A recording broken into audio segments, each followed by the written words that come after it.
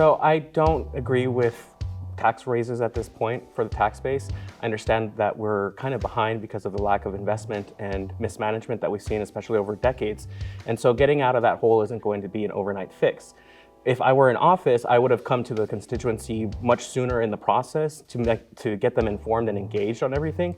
I'm not going to make any unilateral decisions on what should be cut and what shouldn't be cut. I want to go to the constituents about that.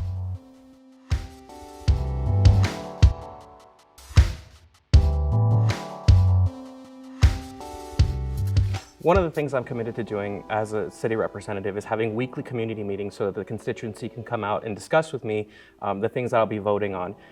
Mr. Gonzalez's contract is another one of those topics that's going to come up very frequently. I'm not going to do any more additions in benefits or anything like that. I think his contract is very generous as it is. And I hear a lot from the constituency that they'd like to switch to a strong mayor form of government. And so all of that is going to be built together into deciding what we do in the future.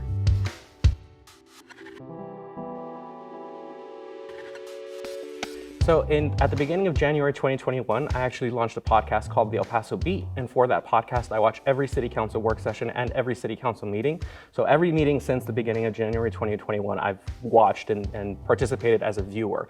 I also bring on council members as guests, state candidates for various positions to interview them and talk about their positions as well. So I've been very informed and very engaged for the last couple of years before deciding to run.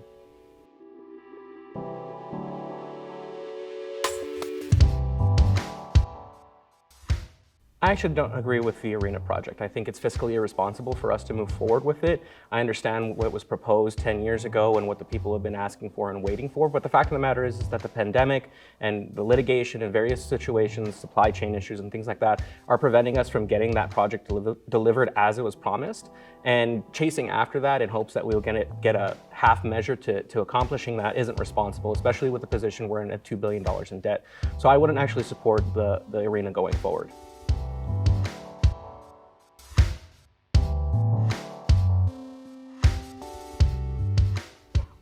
Brain drain is a very big issue for El Paso. I know it. I have peers who have left right after graduating from college, or right after graduating from high school to go off to college, and it is a big problem. We need to attract people with the businesses that we attract for jobs to create job opportunities here, but we also need a government that's responsive to the people who live here and to build that trust with them and to give them a reason to actually stay and participate, and that will make them feel like they have a stake in their homestead.